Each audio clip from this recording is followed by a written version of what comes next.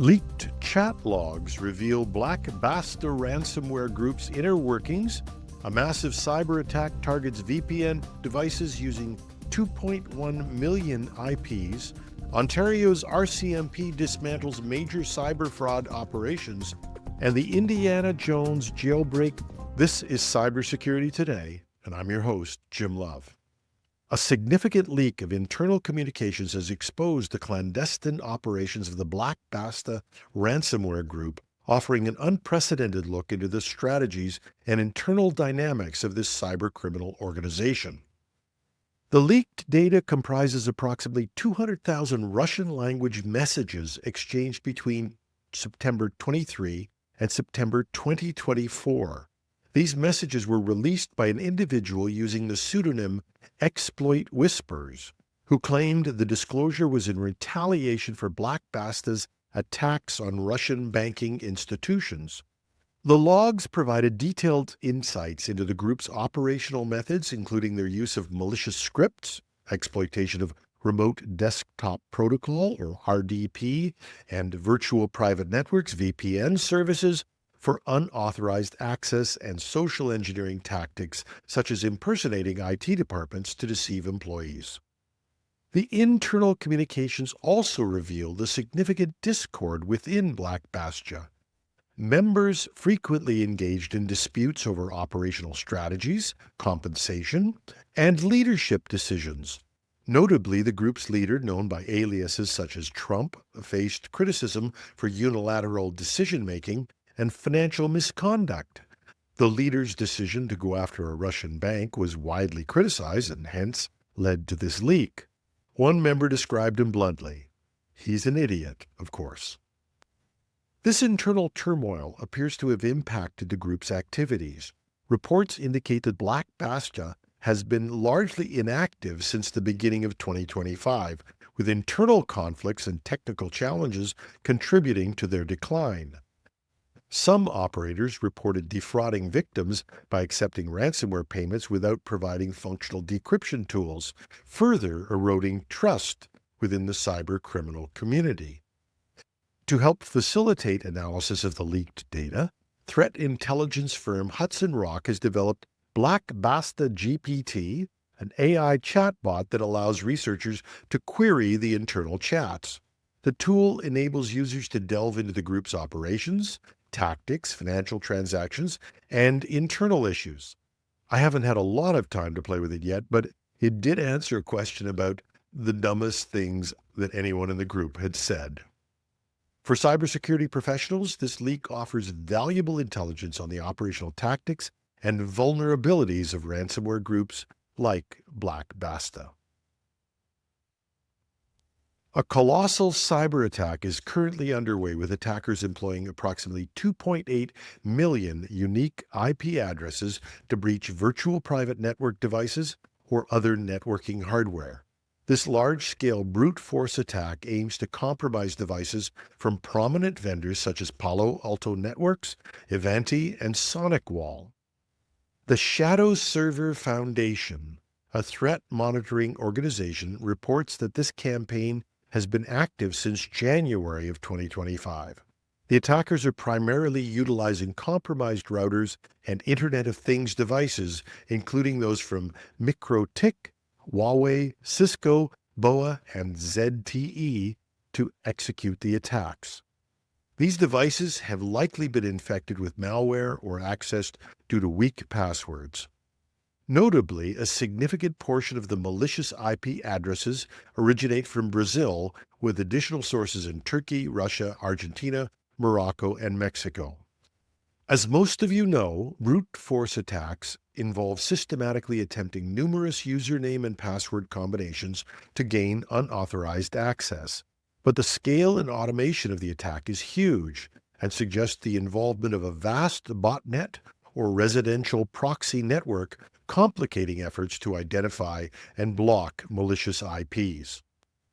Chloe Mesdaghi, founder of Sustain Cyber, emphasized the severity. A brute force attack with 2.8 million IPs is next level. If attackers crack VPN credentials, they get direct access to corporate networks, It's not something to take lightly. The implications of this attack are profound. Compromised VPNs and security appliances can serve as gateways for further network infiltration, data theft, or deployment of additional malware. If you haven't done a review of your VPN and other devices, it may be time. And while I like to think I know a little bit about this, I'll welcome suggestions from our listeners on what we do about attacks of this nature.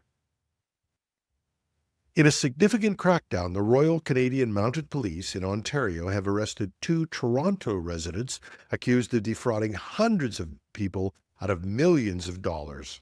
The suspects allegedly employed sophisticated technology to impersonate officials from banks, government agencies, and law enforcement, deceiving victims into surrendering their savings.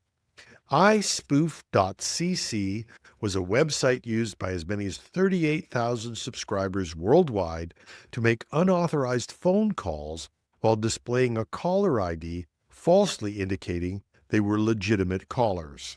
This particular technology allowed criminals to purchase subscriptions in order to use the service to impersonate trusted corporations. The Toronto couple is believed to be among the top 50 most active subscribers in the world. The RCMP's cybercrime investigative team executed search warrants at the suspect's residence, seizing numerous electronic devices. Preliminary findings indicate at least 570 victims in Canada, with expectations of uncovering more as the investigation progresses. The fraudulent activities involved various spoofing, phishing, and smishing tactics. The accused, Chakib Mansouri and Manjali Alua, face multiple charges including fraud, unauthorized computer use, laundering proceeds of crime, unauthorized possession of credit card data, and possession of proceeds of crime. They were remanded into custody and appeared in court on February 21st, 2025. This operation underscores the importance of international collaboration in combating cybercrime.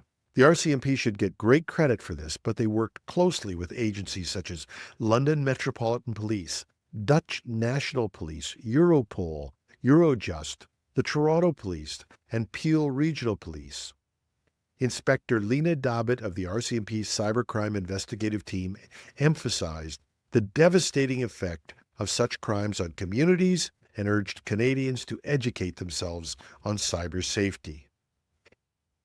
In 2024, the Canadian Anti-Fraud Centre received 49,432 reports, accounting for 34,621 victims who collectively lost $638 million. And once again, the average number of these that go reported is about 10% of the total crimes that are out there. Canadians are encouraged to report suspicious fraud to the Canadian Anti-Fraud Centre. Their number will be in the show notes. You can write it down if you get a second. 1-888-495-8501. Researchers have unveiled a dialogue tool dubbed Indiana Jones that exposes significant vulnerabilities in large language models like ChatGPT and others. This technique can bypass built-in safety filters, prompting these AI systems to produce content they are designed to restrict. Developed by a team from the University of New South Wales and Nanyang Technological University, Indiana Jones orchestrates interactions among 3 specialized LLMs. By using historical figures as their starting point, they are able to fool all 3 models and bypass their controls. One of the senior authors of the paper said, "Our team has a fascination with history, and some of us even study it deeply. During a casual discussion about infamous historical villains, we wondered, could LLMs be coaxed into teaching users how they became these figures? Our curiosity led us to put this to the test, and we discovered that LLMs could indeed be jailbroken in this way." Their system guides the models through 5 rounds of dialogue, extracting information that should remain inaccessible. For example, entering bank robber prompts discussions about historical figures, gradually refining details until they align with modern contexts. The approach highlights a critical issue. LLMs contain knowledge about malicious activities that can be extracted with the right prompts.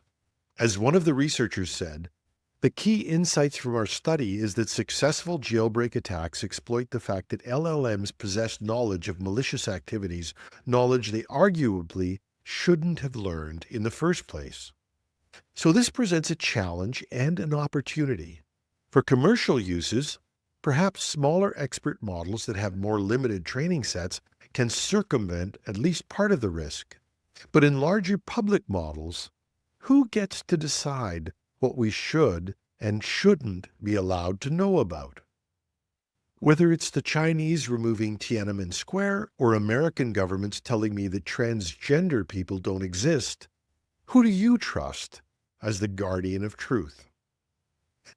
Nevertheless, the Indiana Jones method demonstrates that despite efforts to put guardrails around AI models to keep them from executing malicious commands, they are far too easy to circumvent. And that's our show. You can reach me at editorial@technewsday.ca or on LinkedIn, or if you're watching this on YouTube, just leave me a comment under the video. I'm your host, Jim Love. Thanks for listening.